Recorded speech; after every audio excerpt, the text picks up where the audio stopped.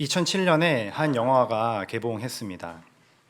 같은 시기에 스파이더맨 3와 그리고 캐리비안 해적 3가 개봉하는 바람에 큰 흥행을 거두지는 못했지만 대한민국 영화대상 최우수 작품상을 거두고 그리고 60회 칸 영화제에서 여우주연상을 수상했습니다.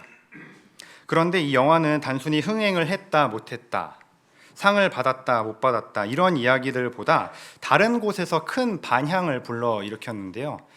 바로 기독교계입니다. 밀양이라는 영화에 대한 이야기입니다. 밀양은 기독교, 특히나 개신교 쪽에서 갑론을박이 치열하게 벌어졌던 영화입니다. 왜냐하면 기독교의 큰 주제 중 하나인 용서에 관한 메시지를 담고 있었기 때문에 그렇습니다.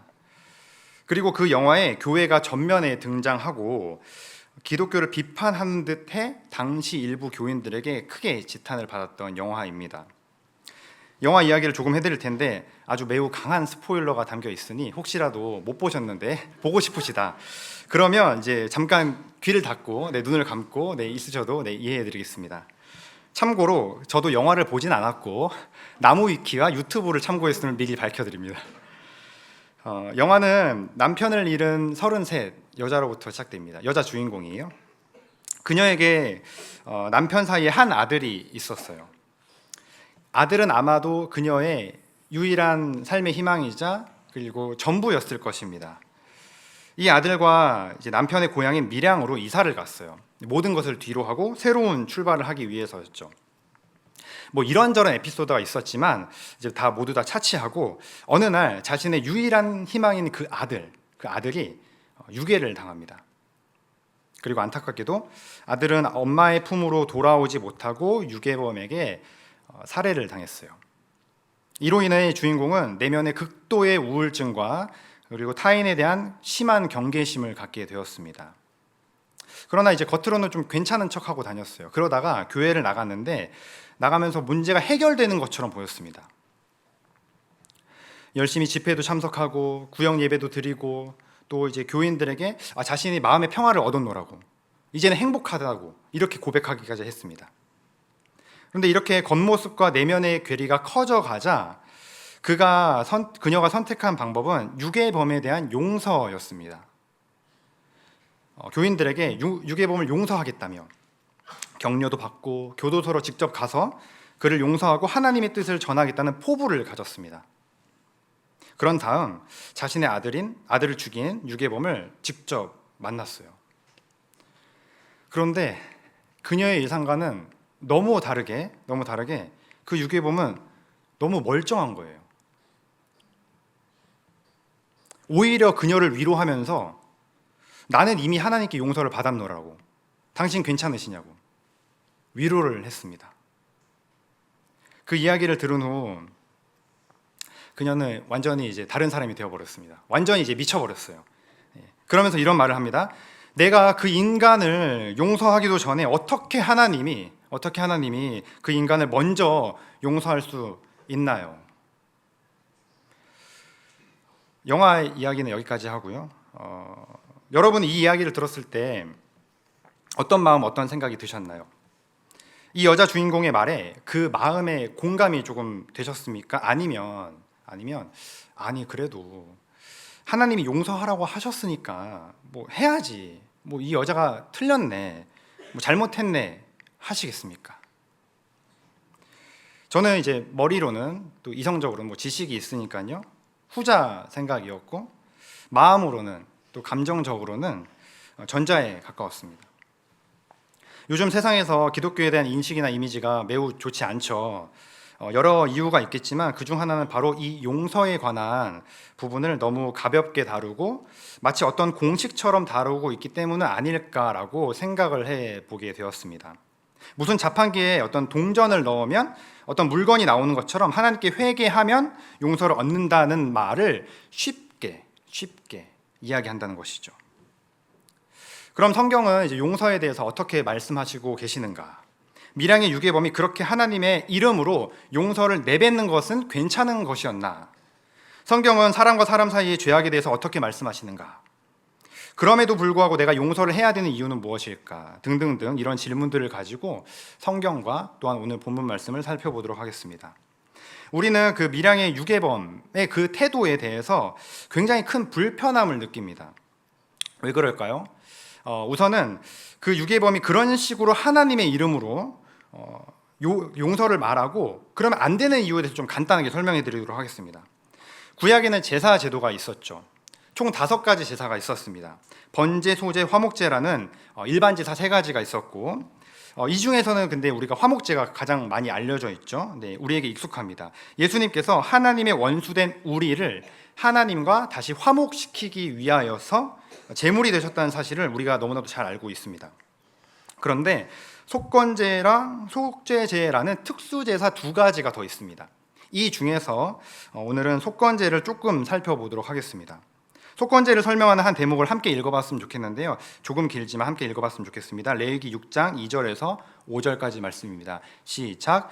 누구든지 여호와께 신실하지 못하여 범죄하되 곧 이웃이 맡긴 물건이나 전당물을 속이거나 도둑질하거나 착취하고도 사실을 부인하거나 남의 잃은 물건을 줍고도 사실을 부인하여 거짓 맹세하는 등 사람이 이 모든 일 중에 하나라도 행하여 범죄하면 이는 죄를 범하였고 죄가 있는 자니 그 훔친 것이나 착취한 것이나 맡은 것이나 잃은 물건을 주운 것이나 그 거짓 맹세한 모든 물건을 돌려보내되 곧 본래 물건의 5분의 1을 더하여 돌려보낼 것이니 그 죄가 드러나는 날에 그 임자에게 줄 것이요. 무엇을 말하고 있나요? 사람에게 죄를 지었을 때 그 사람에게 배상을 해야 된다는 뜻입니다. 배상을 하라는 소리예요. 단순히 하나님께 제사를 드렸다 끝? 아닙니다. 그게 아닙니다. 이웃에게 피해를 끼쳤으면 거기에 대한 책임이 있다는 뜻입니다. 책임이. 그래서 실제적인 배상을 했었어야 됐습니다. 원래 본인이 손에 입혔던 것에 5분의 1, 20%를 더해서 줬었어야 됐어요. 돌려주어야 했습니다. 그리고 당연히 하나님께도 제사를 드렸어야 됐어요. 하나님께도 당연히 사죄를 했었어야 됐고, 그리고 그 사람에게도 그렇게 배상을 했었어야 됐습니다. 그래서 속건제는 다른 말로 배상제라고도 불리기도 합니다.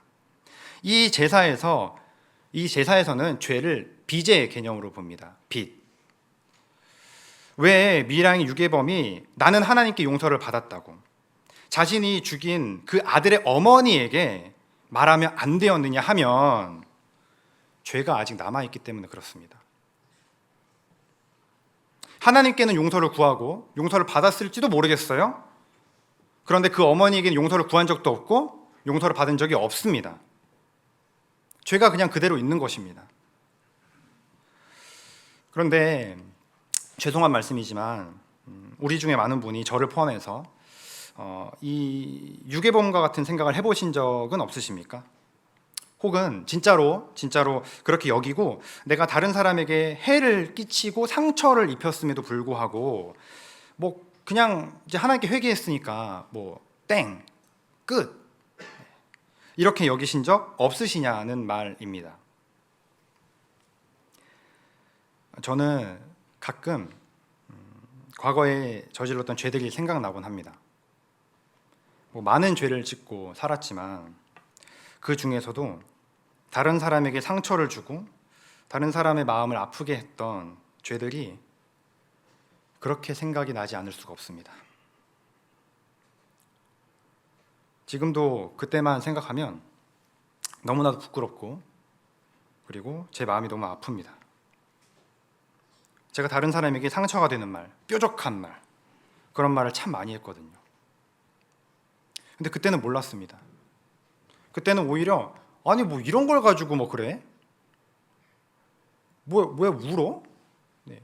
도대체 왜 그러는 거야? 오히려 이렇게. 네. 그런데 이제 와서 비디오를 돌려보듯 그 장면을 생각을 해보니까 그 상대방의 그 표정과 그 분위기와 그 뉘앙스를 볼 때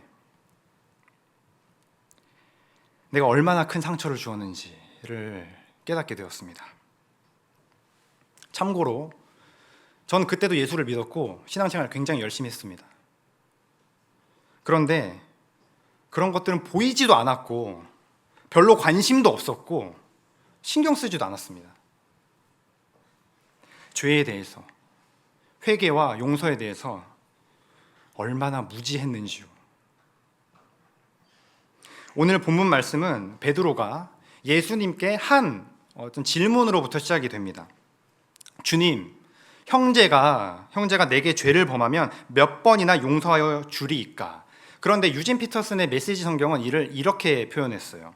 주님, 제게 상처를 주는 형제나 자매를 몇 번이나 용서해야 합니까? 나에게 죄를 지었다는 것을 나에게 상처 준 것으로 바꾼 것입니다. 이게 같은 의미라는 거예요. 피터슨은 그렇게 본 거죠. 예수님은 베드로가 제시한 7번이라는 숫자에 70번을 곱해서 답을 하십니다. 예수께서 이르시되 내게 이르노니 7번뿐 아니라 7번을 70번까지라도 할지니라. 무슨 말씀이신가요? 용서를 끊임없이 베풀라는 소리입니다. 끊임없이. 몇 번 횟수를 정해놓지 말고 그냥 무한대로 갚아라, 해라, 그렇게 행해라, 용서를. 그런 말씀입니다. 그런데 여러분, 이 말씀 정말 있는 그대로 아멘하고 받고 실천하실 수 있으십니까? 여러분에게 지금까지 상처 주고 아픔을 주고 고통을 주었던 사람들을 생각해 보세요. 그 사람들 얼굴 한번 떠올려 보시기 바랍니다. 말씀 그대로 받으실 수 있으세요? 그 사람만 생각하면, 내가 그 상황만 생각하면 분노가 치밀어 오르고 수도 없이 마음과 생각으로 어떻게 정말 해버리고 싶다는 생각을 해보신 적, 그런 일들을 겪어보신 적이 없으시냐는 말입니다. 나한테 거짓말한 사람, 뒤에서 수군수군 대해댄 사람, 내 뒤통수를 친 사람, 배신한 사람, 나를 멋대로 판단하고 함부로 말한 사람, 나를 모욕한 사람 등등등. 저도 있습니다, 여러분. 저도 있습니다. 근데 여러분, 이게 정상적인 마음 아닌가요? 이게 일반적인 마음 아닌가요? 사람이라면 당연히 느끼는 감정 아닙니까? 이거는 실제로 살인을 하지 않았을 뿐이지 인격적인 살인을 당한 것과 같은 것입니다. 그렇죠? 그러니 분노를 느끼는 것이 당연하고 정상적인 반응이죠. 그래서 예수님께서도 이렇게 말씀하셨는지 모르겠습니다. 마태복음 5장 22절인데요. 함께 읽어봤으면 좋겠습니다. 시작. 나는 너희에게 이르노니 형제에게 노하는 자마다 심판을 받게 되고 형제를 대하여 라가라 하는 자는 공회에 잡혀가게 되고 미련한 놈이라 하는 자는 지옥불에 들어가게 되리라. 여기서 라가는 아람어로 머리가 비었다라는 뜻입니다. 머리가 텅텅 비었네 이렇게 놀리는 거죠. 히브리인의 욕설이라고 해요. 이런 작은 말, 욕 한마디가 지옥에 들어갈 만한 죄가 되는 것은 그 말로 그 상대가 얼마나 상처받을지 모르기 때문은 아닐까요? 어쨌든 오늘 본문 속에 예수님의 말씀에 따르면 우리는 우리에게 어떠한 잘못을 했든 얼만큼 잘못을 했든지 간에 그 상대를, 그 사람을 용서해야 합니다. 근데 이게 작은 잘못이면 모르겠어요. 이렇게 욕 한마디, 나한테 작은 거짓말, 이런 등등등 이런 작은 것들이면 모르겠는데 정말 큰 잘못이면요. 밀양의 주인공처럼 내 아들이 유괴당해서 살해당해 죽었습니다.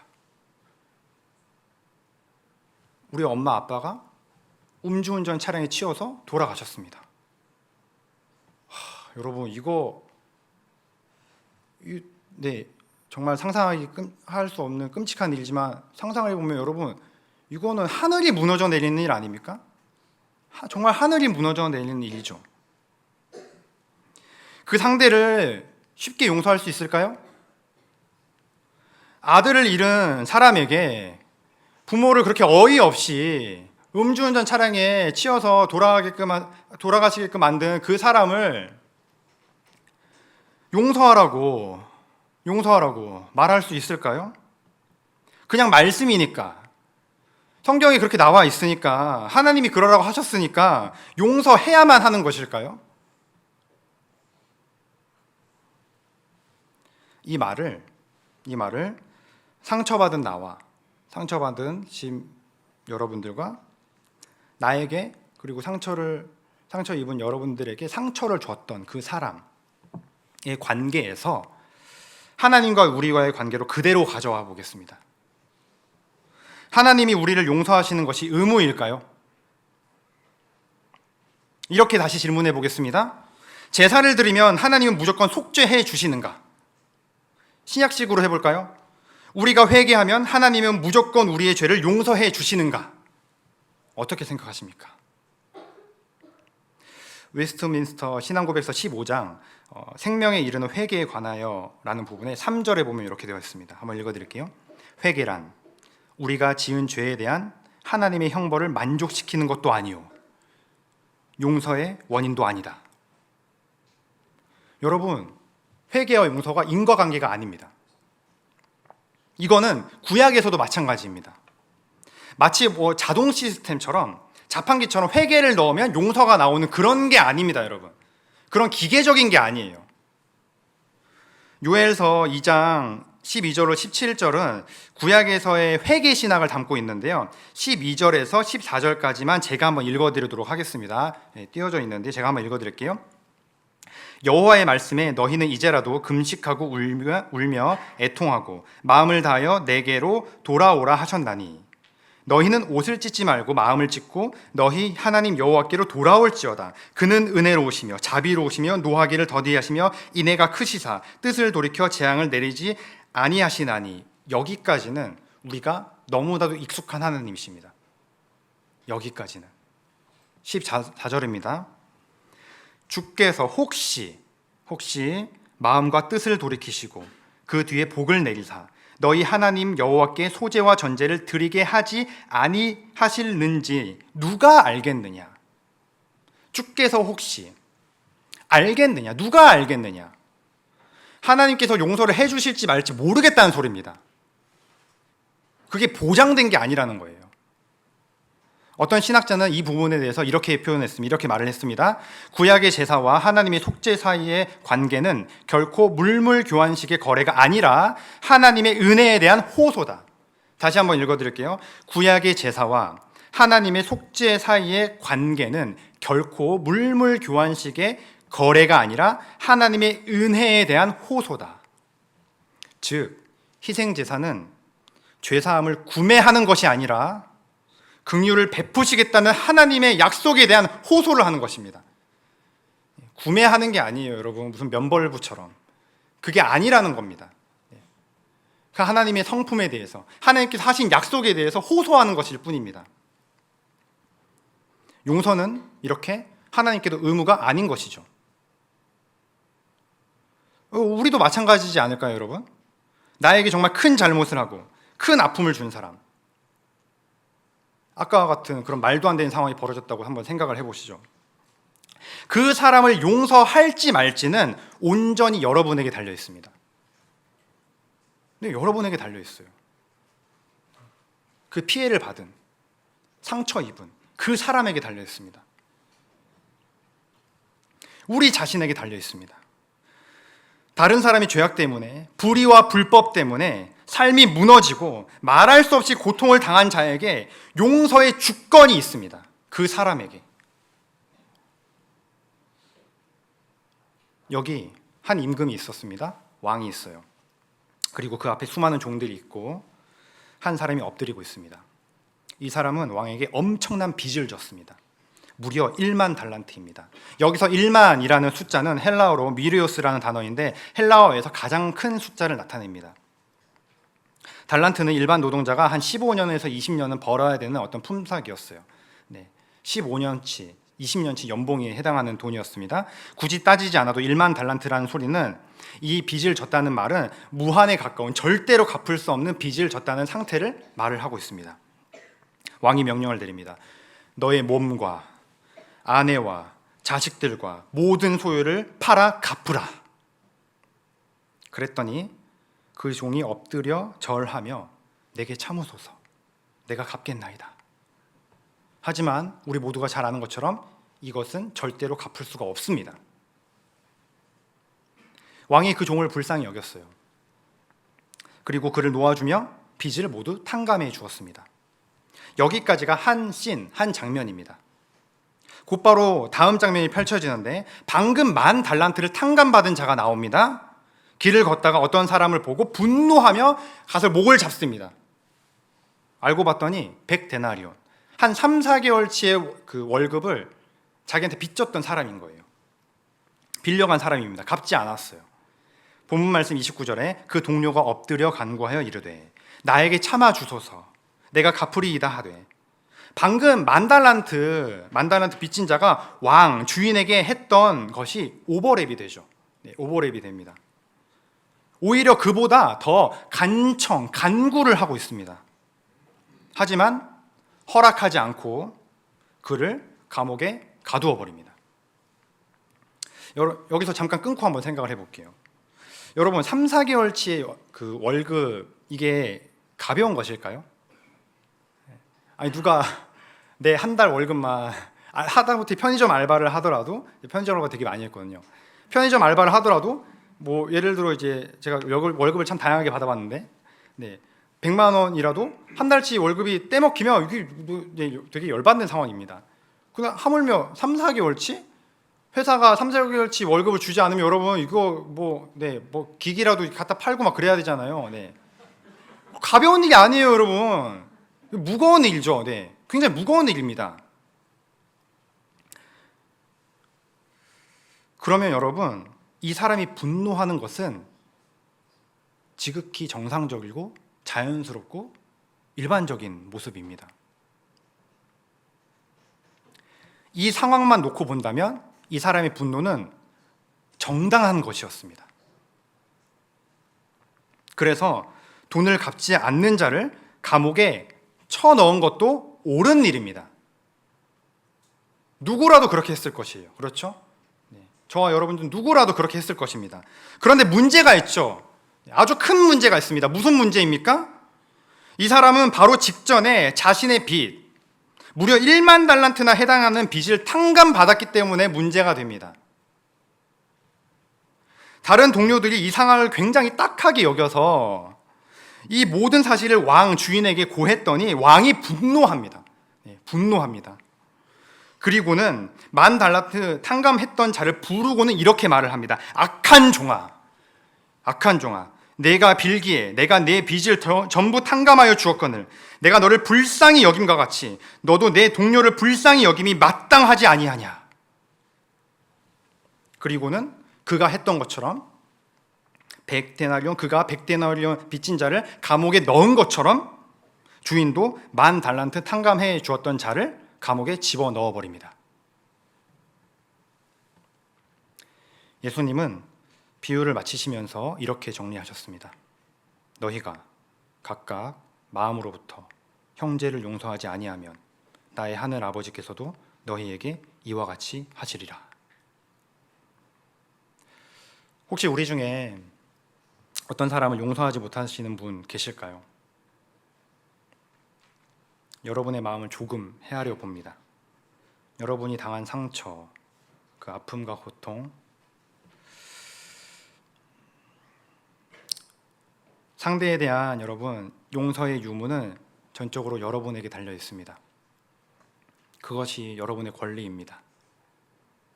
예수님은 1만 달란트 탕감받은 자의 비유를 통해 죄를 빚을 죄로 바꿔서 말하고 계십니다.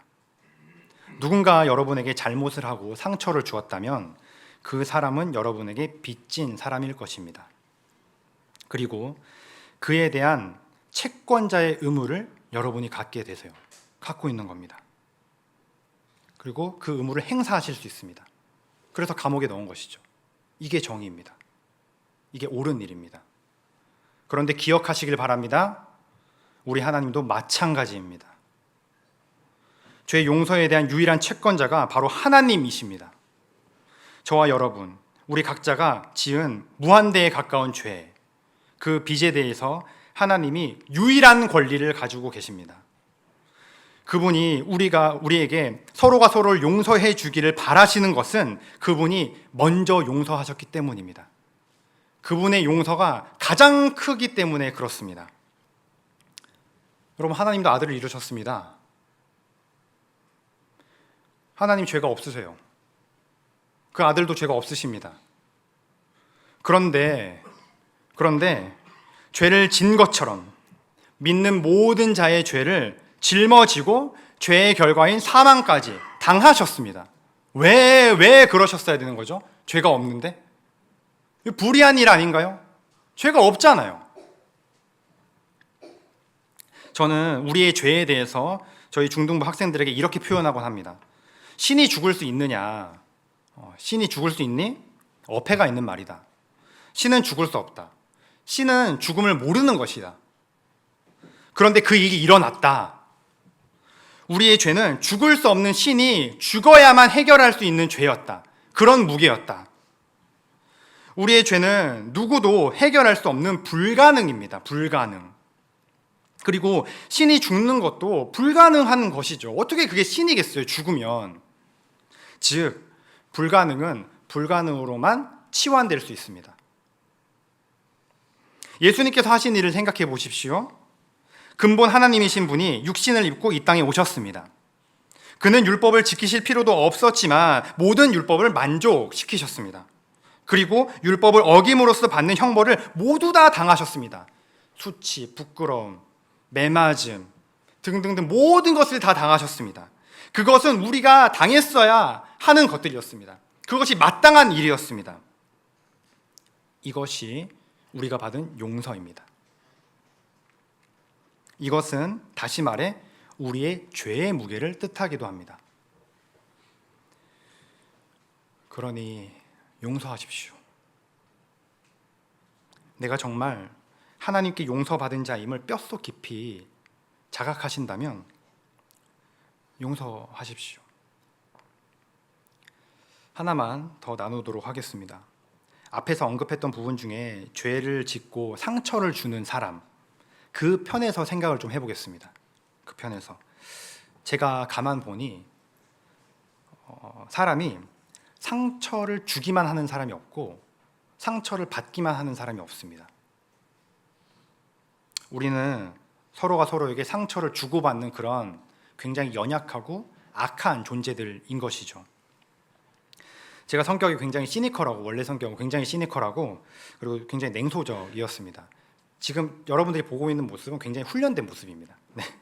하나님께서 훈련을 많이 얻어 터졌습니다. 하나님께. 네. 굉장히 많이 단련됐습니다. 지금.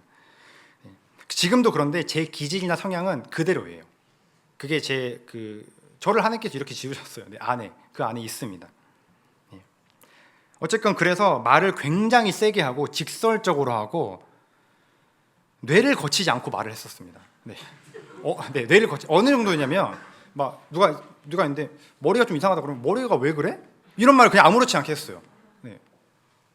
그리고 못생겼다 뭐 이런 말 하고. 네. 근데 긍정적이고 잘한 부분은 또 칭찬을 안 해. 네. 되게 삐뚤어져 있었죠. 참 사람이 간사하고 간악합니다. 악해요 이렇게. 네, 악해요. 지금 생각해 보면 여러분 진짜 사람을 말로 칼처럼 찔렀던 것 같아요. 칼처럼. 이건 여러분 말뿐만은 아니었습니다. 내가 싫어하고 가까이 하고 싶지 않은 사람 막 싫은 티 팍팍 내고, 네, 막 내쫓고 멀리하는 등, 네, 그런 모습들이 제게 있었어요. 혹시 저와 같은 분들이 계신다면, 그래서 말씀을 듣는 중에 성령께서 떠오르게 하는 사람이 있다면, 이 사람이 나 때문에 상처받았겠구나, 속상했겠구나, 힘들었겠구나, 이런 사람이 있다면 용서를 구하십시오. 하나님께도 회개할 뿐만 아니라 그 사람에게 진심으로 용서를 구하십시오. 여러분, 이건 기회입니다. 저는 그 기회를 많이 잃었어요. 이제는 연락이 닿지 않고 어디서 뭘 하는지 모르는 사람들이 되어버렸습니다. 만약 기회가 된다면 정말 꼭 말해주고 싶어요. 그들이 기억하지 못한다고 할지라도 제가 하지 않은 게 아닙니다. 그렇죠? 정말 진심으로 용서를 구하고 싶습니다. 내가 잘못했다고, 정말 미안하다고, 용서해달라고 말하고 싶습니다. 제가 이 설교를 준비하면서 그래도 연락이 닿는 한 친구에게 연락을 했어요. 고등학교 때부터 알던 친구인데 제가 별로 안 좋아했습니다. 안 좋아했거든요. 네. 어떤 여자애인데 저희 또 동아리 동기예요. 동기인데 이제 저랑 몇 명 이제 또 어울리는 친한 그 동기들 중 안에서 더 친한 애들 있잖아요. 근데 자꾸 그 그룹에 끼려고 하는 거예요. 근데 저는 그게 마땅치 않았어요. 못마땅했어요. 그래서 막 싫은데 막 팍팍 내고 막 이제 막 가라는 식으로 막 이렇게 하고 막 이렇게 막 따로 막 애들끼리 막 문자 해가지고 야 어디 뭐 모여 이래서 모여서 따로 뭐 밥 먹고 놀고 막 그랬었거든요. 막 제가 막 거절하고 막 무안 주고 근데 인스타 DM으로 용기를 내서 사과했습니다. 그랬더니 그 친구는 전혀 기억하지 못하고 너가 그랬냐고. 너가 그랬냐고. 너가 지금 새벽 감성에 취해서 이런 걸 보낸 것 같다.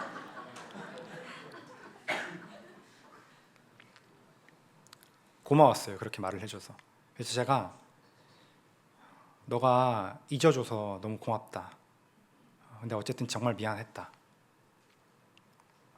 여러분 진심으로 사과하고 용서를 구하는 것 생각보다 어렵지 않습니다. 할 수 있습니다.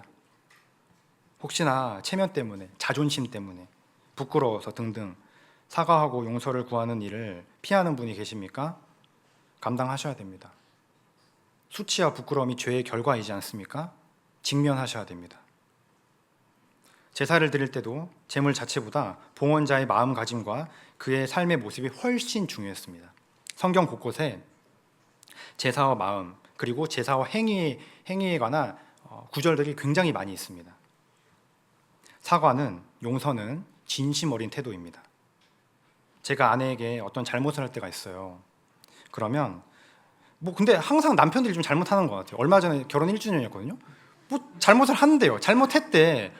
이게 가스라이팅인지 잘 모르겠는데 어쨌든 잘못을 했대요. 그래 알겠다. 그래서 사과를 하라고 해요. 사과를 요구하거든요. 그럼 사과하세요라고 하면 제가 사과 이럴 때가 있어요.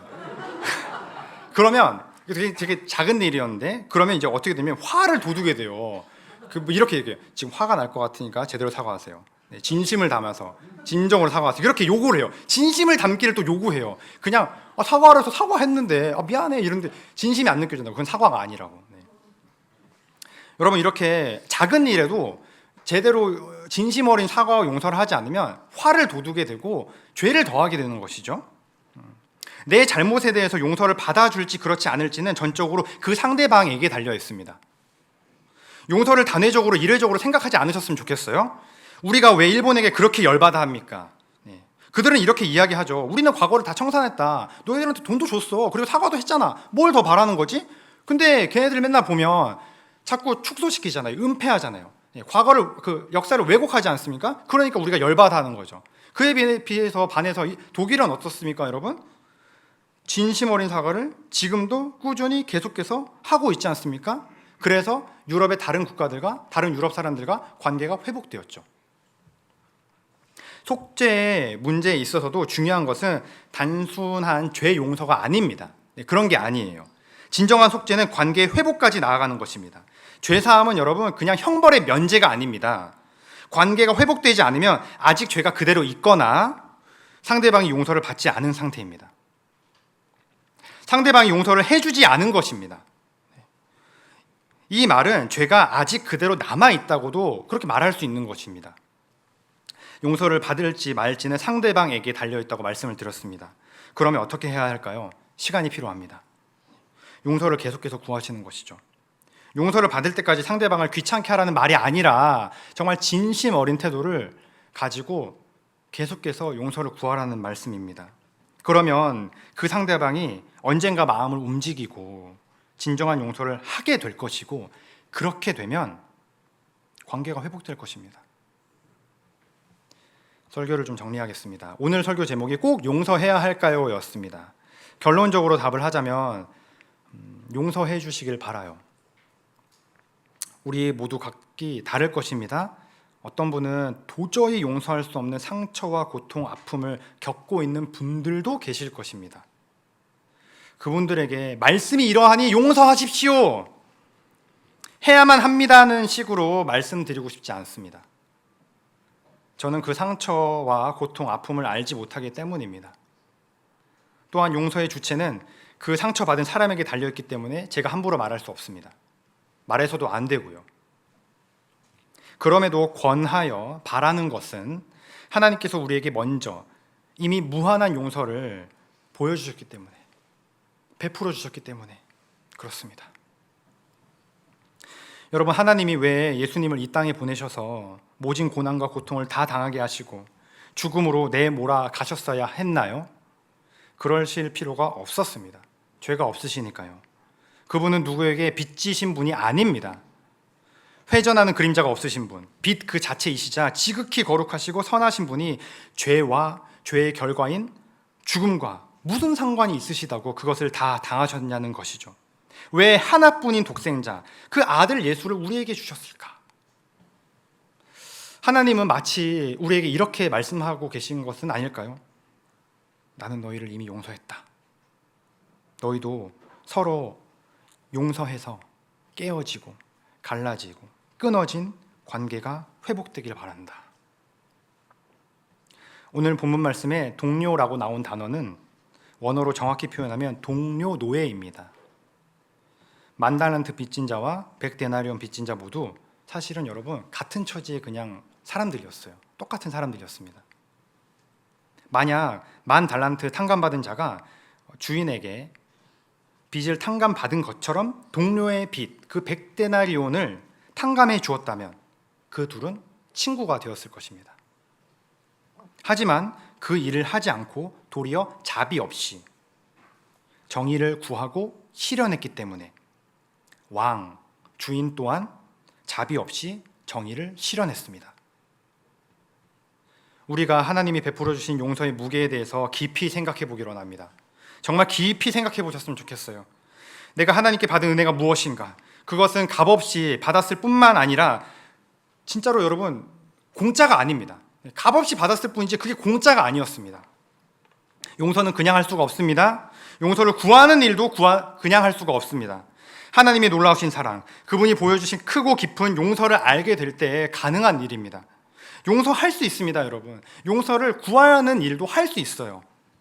잘못하셨다면 진심으로 용서를 구하여 상대방과의 관계가 회복되고 반대로 용서를 해야만 하는 분이 계신다면 상대방의 사과와는 상관없이 용서하셔서 자유해지시기를 간절히 소망합니다.